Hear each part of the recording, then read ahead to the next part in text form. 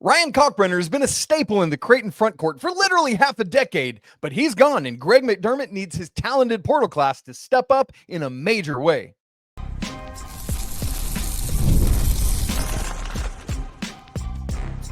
You are Locked On College Basketball, part of the Locked On Podcast Network. Your team every day.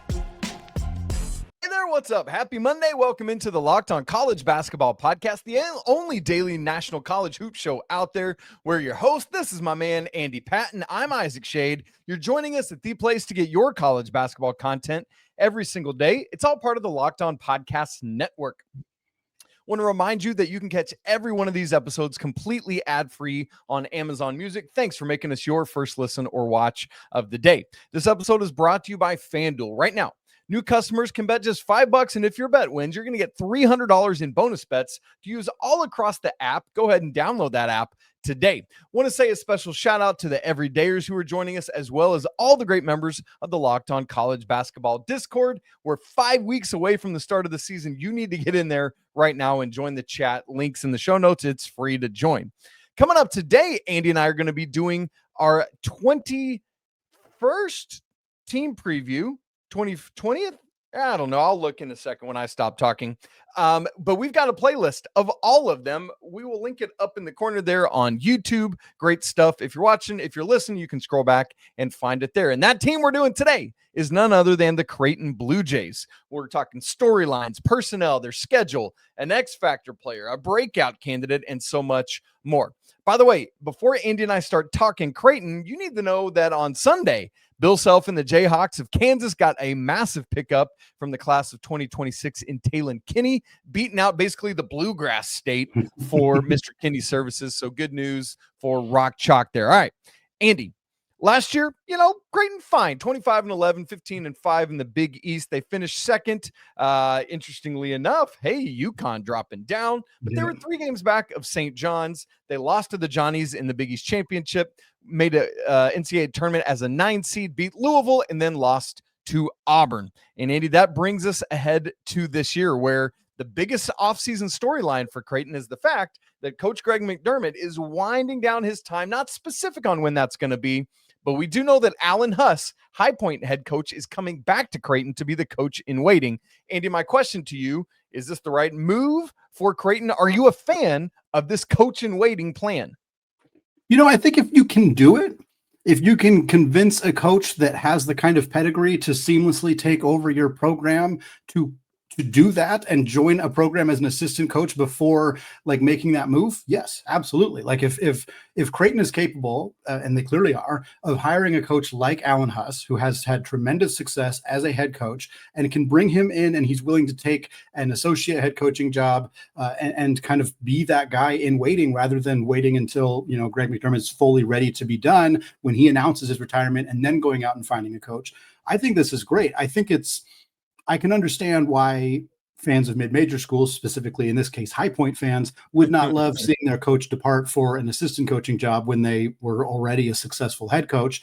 But I think if for Creighton, why wouldn't you do this? Why wouldn't you? I mean, for a team that, anybody, I think about it from a Gonzaga perspective. Tommy Lloyd was the coach in waiting for over a decade, close to 2 decades at Gonzaga, but he eventually left. And he went to Arizona, and he's having a ton of success at Arizona. And for Gonzaga, they would have loved to be able to keep Tommy Lloyd, but you can't always do that. If you can hire a guy who's willing to take on that role and knows what they're getting into, that's fantastic. I don't know what the conversations have been between Huss and McDermott in terms of how long of a plan this is. Is it a 2-year plan, 3-year plan, whatever it may be? Seemingly, there's got to be some level of a deadline, or else Huss wouldn't have done this. But I'm very interested in what this means for Creighton long term. But you got to feel pretty good if you're a Blue Jays fan that, hey, at least we know the succession plan, and we don't have to feel anxious about what's going to happen when McDermott finally calls it quits. Are we going to be able to stay at a high level in this conference? That question still exists, but at least you know who's going to be the one leading the charge when his time is up. And I think ultimately it'll be shorter rather than later, but it could be dependent on how this year goes, for example. Mm-hmm. And so that's interesting. I was kind of surprised, with Kalkbrenner leaving, we alluded to that already in the cold open. That felt like hey, let's just all leave together, Mm-hmm. And so That's really interesting. Speaking of which, Andy, Mhm. massive identity shift. Ryan Kalkbrenner has literally been helming Creighton's front court for half a decade. The last 5 seasons, he's gone. 4-time Big East Defensive Player of the Year. Speaking of numbers, by the way, this is our 21st team preview, Andy. I wrote it in the notes wrong. I apologize to everybody for being one off there. Anyway, quite literally massive shoes to fill for Creighton. We think that's going to be Iowa transfer Owen Freeman coming over, but no more cock blocks, man. Like, it's just like there's so much good things there that Creighton just knew that they had and could rely on. How does this change the identity of Creighton, do you think, Andy? Yeah, I mean, it's one of the biggest losses in all of college basketball. People will focus on Janai Broom. People will focus on, even like a Cooper Flagg, who was only at Duke for 1 year, but was tremendously successful. There are many other phenomenal players, but in terms of the impact that Kalkbrenner, or in terms of the impact that any player had on their college basketball program, it's really hard to not think Kalkbrenner is maybe the most impactful player, because Creighton was so based around him. He was a tremendous defensive player, obviously 4-time defensive player of the year, one of the best shot blockers in college basketball. But more than that, he was a great rebounder, a great overall rim protector. And he was a good offensive player too, scored well around the rim, had a bit of an outside shot. Like, he was such a dynamic force for a program that has had truly excellent players throughout this tenure. Obviously, Doug McDermott was a huge player for them about a decade ago. Baylor Shireman was here a few years ago. Trey Alexander. Like, they've had some elite talent, but nobody who was as singularly impactful to a single program as Ryan Kalkbrenner was at Creighton. And now, like you said, you're replacing him with Owen Freeman, who's a great player at Iowa. We'll talk more about the roster construction a bit later, but there is a ton of pressure on this new look Creighton roster. They do have 7 returners, but they have a lot of new faces coming in the transfer portal, guys who are expected to take on really big roles. And Creighton may look different. They may not be as dominant down on the block, both offensively and defensively. They're certainly not going to have an anchor down around the rim the way that they have the last few years, because even if they were able to get some great shot blockers, it's hard to be as impactful as Kalkbrenner was. I think we are going to see a team that takes a dip defensively, but this team's still going to be very, very good. And I like the pieces that McDermott has gone out and found to kind of help replace Kalkbrenner. It's just, there's not one single player that's capable of doing it. That's what made him one of the best players in the sport the last half decade. And I think you're right, Andy, that it's the defensive side. Like, there is an impact on both sides, but I think it's the defensive side where we see the bigger change. And so will they alter themselves their defensive philosophy, Andy? I'm curious to see that as we start to see Creighton actually in action. I'm not concerned about them offensively. In fact, how often did we talk about, like, I wish Creighton would use Kalkbrenner more offensively. And so from that regard, I think they'll be fine offensively. It's just, do they continue to operate the same way defensively, or do they have to find the new identity? And part of that, you mentioned there's a lot of good stuff coming in. As you said, we'll talk the X's or the specific Johnnies and Joes in the next segment. But per 247 Sports, this is the 12th ranked transfer portal class in the nation. Only St. John's has a higher ranked one in the Big East Conference. And so you've got, with all that's coming back, with all that's coming in, not to mention international and freshman players, I think, you feel good if you're Creighton. You think things can be good in Omaha. It's like, can we compete at the top of the Big East with St. John's and UConn, who we think will be there? Little foreshadowing ahead. We're doing our Big East conference preview on Friday of this week, but I think there's a lot there, Andy, and Creighton has enjoyed this consistency. They have 10 consecutive 20-win seasons, Andy. The only 3 schools in the nation who have longer ones are Kansas at 36. Good grief. Gonzaga at 28 and Belmont at 15. That's kind of hilarious. And they're tied with a couple other schools with 10, but they've been 4th or better in the Big East 9 straight years. I think we should be in great shape to make that a decade this year. And they've won at least, this is almost maybe the most impressive, they've won at least 1 game in 5 straight NCAA tournaments, Andy. So a lot of consistency in Omaha, but I think that brings it full circle back to when McDermott leaves, how will Alan Huss take over? I think that's ultimately a great thing.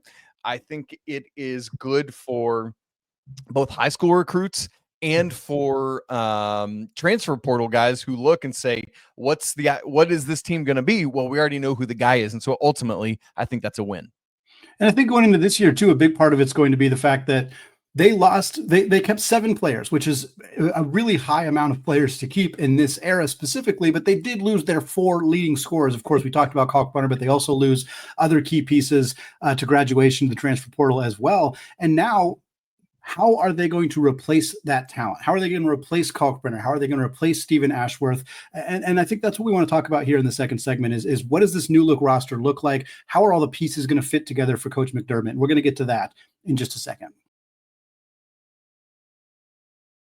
But first, folks, caffeine just got a flavor upgrade. 5-Hour Energy Shots deliver tasty caffeine in 17 bold flavors. Each 2-ounce shot packs the caffeine of a premium 12-ounce cup of coffee, plus B vitamins and nutrients with 0 sugar and 0 crashes. What I love most is how portable they are.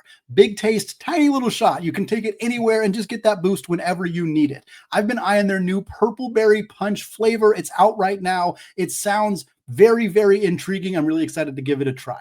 And honestly, I love how fast 5-Hour Energy kicks in. I love that it's sugar-free. I don't have to worry about dealing with that crash later.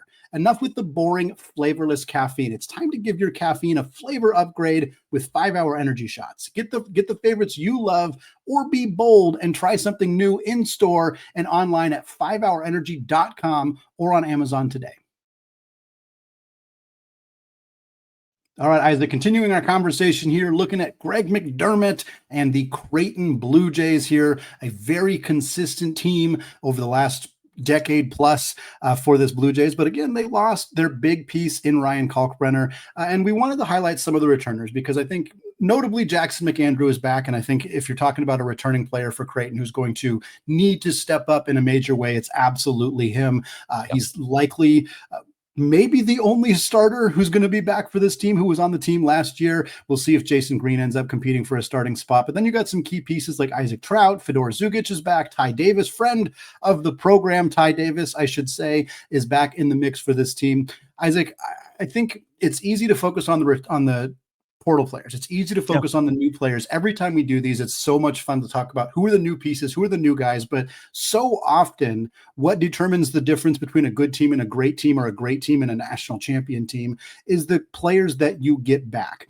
And while most of the starters for Creighton are probably going to be transfers, there are some really valuable pieces coming back for this Creighton team that I think are going to be a huge difference maker for Coach McDermott.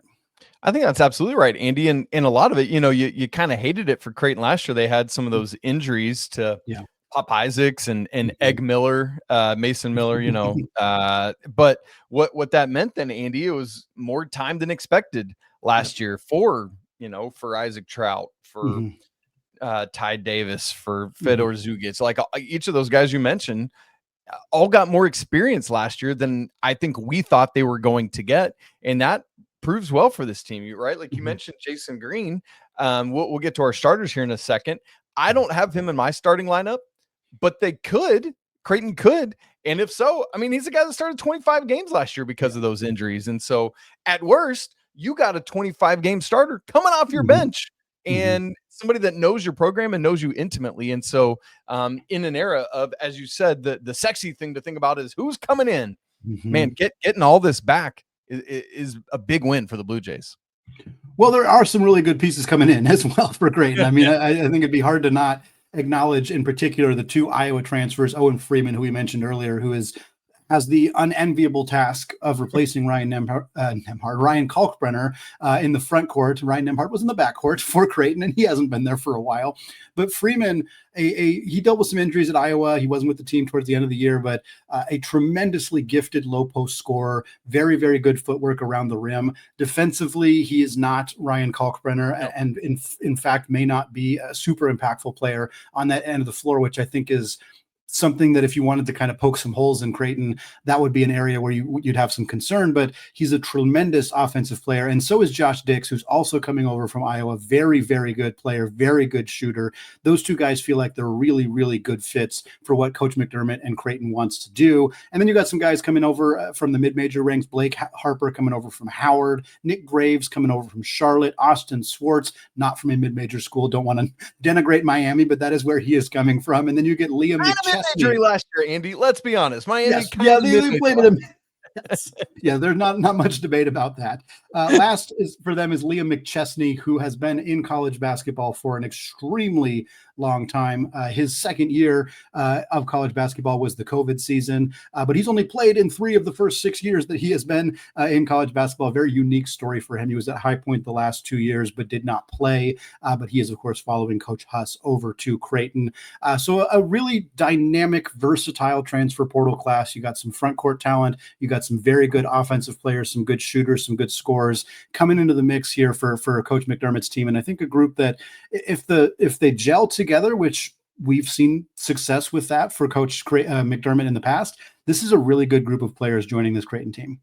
Completely agree, Andy. And then that means that you've only got one freshman coming in because of all the returners and transfer portal guys, and that's Hudson Greer. He's a 6'6" wing, ranked 58th at 247 Sports. It's nice because you don't have to rely on him, but he can get some time, get some minutes, get accustomed. And if he's doing enough, man, he can get some minutes in this thing. You got 2 international guys coming over with some good size. Kerem Konan, a 6'9" power forward coming over from Turkey. And then Alexa Dimitrijevic, I believe is correct, a 7-foot center coming over from Serbia. So, Andy, you said it before we started recording, and I agreed. The more I've started to look at this team, I really like the depth. I like the versatility of capability that Coach McDermott has. It's just like, I think the thing is we don't yet know how it all comes together, and maybe that's where some of the question marks lie. But I'm at the very least intrigued in a major way of what this team could be. The depth is the most striking thing to me. Like, this team has 9-10 deep that they seemingly could go to in an era where a lot of teams are struggling to get 7 or 8. And for them to, again, have returned 7 players, and many of them played, pretty valuable roles on this team. But like, we'll use our friend Ty Davis as an example of, like, he played and he got opportunity last year that he maybe wasn't expecting to get, but a player like that transfers a lot. Like, that's a pretty common player for programs like Creighton to lose in the transfer portal, and they did not. They keep him, they keep Trout, they keep Jason Green. Like, that's so unbelievable. They keep Green when he may not start this year. And like, to be able to do that puts this team in a spot where, we both projected our starting fives. We both, without looking at each other's, actually projected the same starting 5 for this team. But there are plenty of options for how this could shake out. I'll say what it is here. We got Nick Graves and Josh Dix in the backcourt, 2 new transfers coming in there. Blake Harper, who transferred in from Howard, starting at the 3, and then Jackson McAndrew, the lone returner in that starting lineup, with, of course, Owen Freeman starting at the 5. And I think this is probably how it ends up, but maybe you slot Jason Green in there somewhere. Maybe you slot, is Hudson Greer good enough to start right away? Probably not, but if so, maybe he gets in there. Maybe Zugic, a guy that there was a ton of hype around last year, and he didn't play as much as people thought that he would, but he's a very good player who could pop in year 2. Like, there's a lot of options, a lot of versatility for this team. And I think that's the key, is always like, what you said about these guys coming back that could have left, I think speaks so highly of this program, the culture they've got going, Coach McDermott, and all of that side of it. And the other thing is just making sure, like, if we've got that depth, how do we make sure to keep everybody happy, everybody involved, that side of thing, right? Like, that's the part of it. But Andy, you're right. Like, I had the exact same starting 5 as you, but I question, like, Jason Green has that starting experience from last year. Again, 25 games. Do you rock with him? And maybe you go big with McAndrew, and Freeman, and then pick 2 out of 3 of, like, Graves, Dix, and Harper, maybe even Zugic, whatever that looks like. It's just, the possibilities are there. Remember, because the Big East, and we'll get to the schedule in a little bit, has 20 conference games. You don't have quite as much time in non-con to work at figuring out those rotations, but you do have enough time. And I think that is ultimately a good win. That said, Andy, could we hone in on a couple players, maybe an X factor and a breakout candidate for this team? Yeah, I think for me, one of the big X factors, and he's a potential breakout candidate as well, as Zugic. I mean, a guy who he was a late addition to the roster last offseason, had a ton of hype around him. He comes over from Montenegro, an older freshman. Again, that became very popular this offseason, but last offseason it wasn't as commonplace as it seemed to be this year, where everybody was adding 22-year-olds from over in Europe. So Creighton gets Zugic in, and last year he played about 12 minutes per game, played in 22 of the team's games, shot 40% from three on a decent volume, not a huge volume, a little under 2 per game, but considering he's playing 12 minutes, that's not a bad volume at all. He's a bigger wing. He's about 6'6". Yeah. I think he's got the requisite size, the scoring ability, the experience from his professional time overseas, and now some familiarity with the system. Like, all of that points to a player who could be a really big piece of this roster. Again, I think the best version of Creighton has him coming off the bench, but if he's their 7th man or even 6th man playing a big role, shooting the rock, spacing the floor, I think he's a really, really important and valuable piece to this team. And I would label him as their X factor. If he's good enough where he is playing a big role right away, that's a huge difference maker for this team. As for a breakout, Andy, I think a lot of people, as I look around national conversations around Creighton, I think a lot of people are picking Owen Freeman to be like the potential, whatever for this team.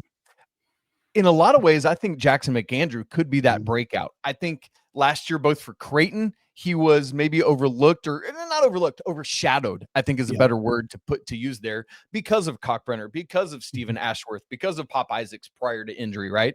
And I think overshadowed nationally as a freshman, because there's just so many dynamic freshmen all over the country last year, that Jackson McAndrew comes into this sophomore year, and it's like some of those other freshmen from last year off to the NBA. He's back, and man, there's a lot of potential for this to be a really, really dynamic front court. Obviously, St. John's with both Zuby Ejiofor and Bryce Hopkins is probably the best front court in the conference. But I think Creighton's got to be right there with them, with these two guys as well, albeit, again, as we've said all show long, a different look front court than Creighton has been used to, but I think a very dynamic one. And I think Jackson McAndrew could really, really take a step forward. He was the next leading scorer after those 4 guys you talked about that are out the door.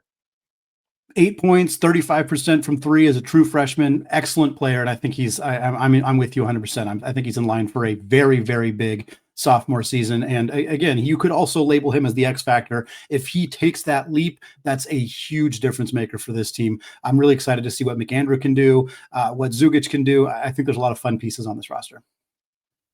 We don't know the exact number, but this is one of the last few seasons for Greg McDermott to coach the Blue Jays before Alan Huss takes over. So how are the Blue Jays going to fare in one of maybe his last season if things go really well? We'll look at the schedule, make some predictions coming up in just a second. Right after I tell you about Quo, one of the tools that helps make a huge difference for business owners is Quo, formerly known as OpenPhone. It's the same great business phone system you've heard us talk about before, just with a brand new name. And here's why it matters. Every missed call your business has is money left on the table. When every customer conversation counts, you need a phone system that keeps you connected 24/7. Quo is the #1 business phone system that streamlines customer communications. It works right through an app on your phone or on your computer, so no more carrying around 2 phones or relying on a landline or any of that. Their built-in AI agent is a game changer. It can answer phone calls after hours, capture leads, and keep businesses moving even when you're off the clock. So you can actually go home and be home and present there. So see why over 90,000 businesses trust Quo. Again, formerly OpenPhone.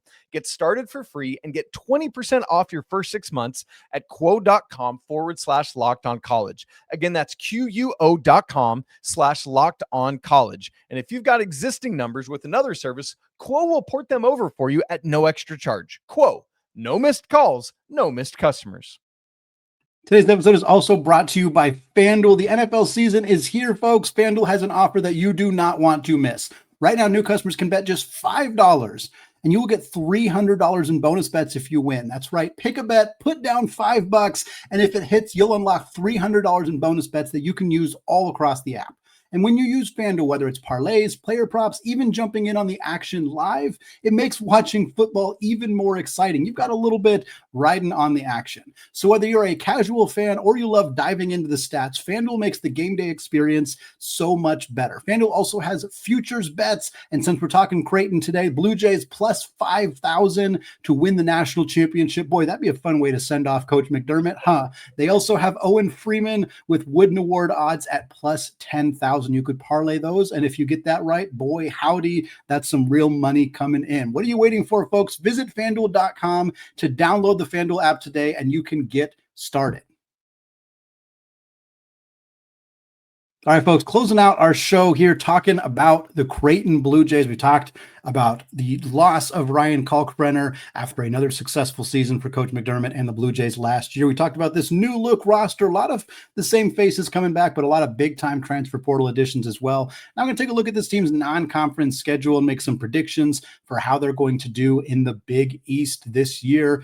11 games in the non-conference. Like we said, the Big East still plays that 20-game conference schedule, so not as many non-conference games for Creighton to play with, but they did some awesome work in this non-conference schedule. They open up, well, first they got a couple exhibition games that should be very fun. Iowa State and Colorado State as their two exhibitions. That game against Iowa State is October 17th. Isaac, that feels very soon from now. Do you know why it feels very soon? Because it is. Because it is. That's exactly right. That's going to be an awesome basketball game right there. Colorado State should be a very fun exhibition game as well. And then their second game of the regular season is a true road game, November 11th at Gonzaga. I love this. I love that Creighton is willing to go play Gonzaga at the McCarthy Athletic Center, where very few teams are willing to play. Gonzaga will, of course, return this game at Creighton next year. That should be an absolute blast. They waited for Ryan Nembhard to leave Gonzaga before rescheduling this game, but I am glad that it is back on the slate. Creighton also part of the Players Era Festival. Their first two known matchups are against Baylor and then again against Iowa State. So that exhibition game carries a little extra cachet, as it is a preview of a game that'll happen about a month later. Of course, we don't know that third matchup for Creighton in the Players Era Festival, but should be a very good team as well. And then they're playing at Nebraska on Sunday, December 7th, another true road game for the Blue Jays, albeit one staying in the state. And then they got Kansas State on December 13th. That is a true home game for Creighton and their last kind of notable non-conference game, but should be a very fun one. Just as an aside, if you're a Creighton fan listening to this and you want some updates on Kansas State, that will be our team preview episode for tomorrow as well. Isaac, really fun schedule here for Coach McDermott and Creighton. I'm excited to see these true road games for them. And of course, the Players Era Festival should be a lot of fun games for the Blue Jays.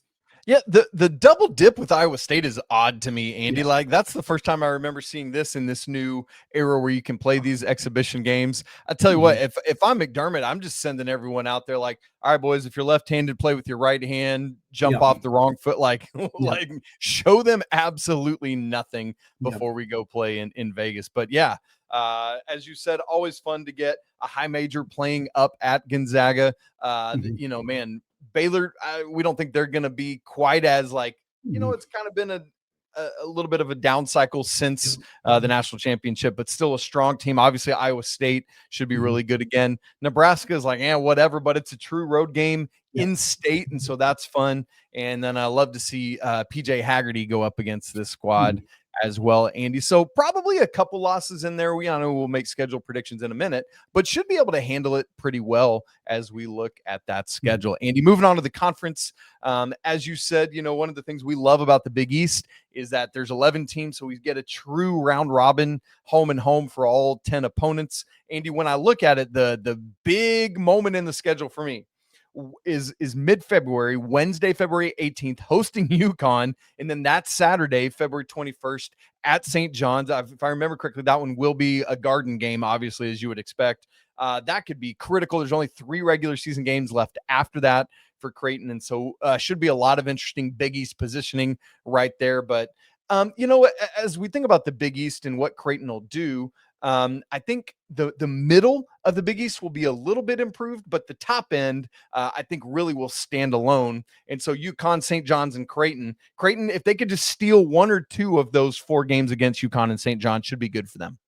Yeah, I agree. I think they're in a position where they shouldn't drop lower than fourth. Really, they shouldn't even be fourth, honestly, but it's going to be tough to crack into that top two as well. Obviously, they did it last year, finished behind St. John's, but UConn was down last year. We're expecting, majority of people are expecting UConn to be back in the mix as a national championship contender, certainly as a top two team in the Big East with some of the roster additions that they have made. So with that said, I do project Creighton to finish third. It feels like a very safe spot to project them. They are pretty clearly ahead of everybody below third in the conference, and I think they are a step below where St. John's and UConn project to be this year. So I got them third. I think that puts them, I project like a 14-6, maybe 15-5 record in conference play. If they do that, if they only drop a couple games in the non-con, I have them going 8-3, which is probably about as bad as they're likely going to do in non-conference. Obviously, at Gonzaga is an incredibly tough game. They'll have 3 tough games in Vegas. They shouldn't lose to Nebraska or Kansas State, but you never know, especially a road game against an in-state rival could be a bit of a challenge for them. But ultimately, I got them 22-9. And in a spot where that's going to be a really comfortable seed in the NCAA tournament and should put them in a position to make another run to the Sweet 16. Right with you, Andy. I think they are a clear third in this conference with safety both above and below them.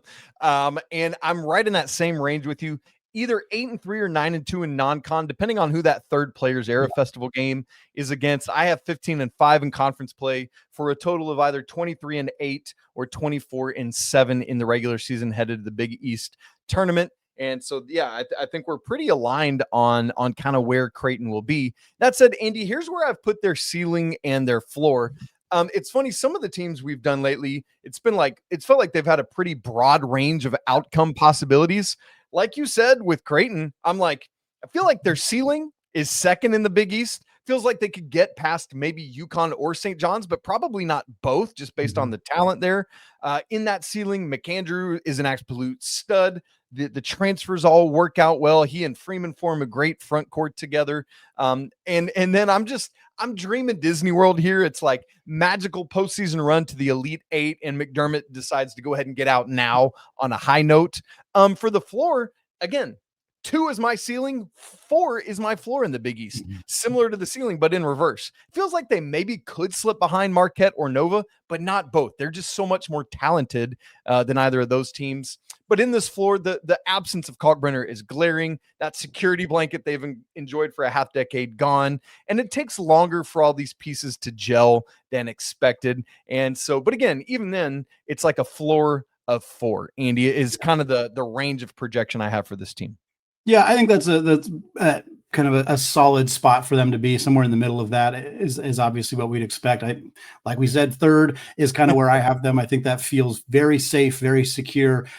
In terms of NCAA tournament, I think if you're talking about a team that's 22-9 with, again, if they lose to Gonzaga, if they lose 1 or 2 games in the Players Era Festival, they'll still have some quality wins in the non-conference, but not a ton. And then if you pick up some good wins in conference play, I think that puts them in a position to be like a 6 or a 7 seed. And then from there, you get hot, you win a couple games, you could be back in the Sweet 16, maybe challenging for the Elite Eight. More than likely, I see this team losing to a 2 seed or a 3 seed in the round of 32, putting up a really good fight, but end up falling just short of making it back to the Sweet 16. I do expect them to continue that streak of winning at least 1 game in the NCAA tournament. I do think that will continue for Coach McDermott, but I'm a little skeptical they get back to the Sweet 16. That said, absolutely within the realm of possibility. Yeah.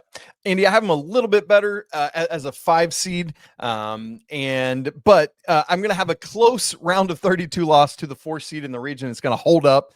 But as you said, it's not terribly difficult to envision a Sweet 16 berth. But yeah, as you said, that consistency that Creighton has had, this would be an 11th consecutive 20-win season, a 10th straight year of finishing 4th or better in the Big East, and a 6th straight NCAA tournament with at least 1 win. I mean, that's Creighton we're talking about, Andy. That's crazy. Creighzzy is how you spell crazy. Crazy stuff there. They need to market that Creighzzy. Crazy. No Y. You don't even need the Y, just the Z on the end. I think we'll do it, Andy. Free marketing work from Isaac there to the Creighton marketing department. Hopefully they're taking a listen. Folks, that's going to wrap it up for us today here on the Locked On College Basketball Podcast. Like we said, we'll have the Kansas State team preview for you all on Tuesday, a couple more fun shows, and then Isaac and I will be back with you all on Friday to talk about this whole conference collectively as we do our Big East Conference preview. Until then, though, folks, have a fantastic rest of your day. As always, we want to say apologies to the Lawyer family. Cheers to the McBruins. Let's go Wild Popes. And until next time, peace out.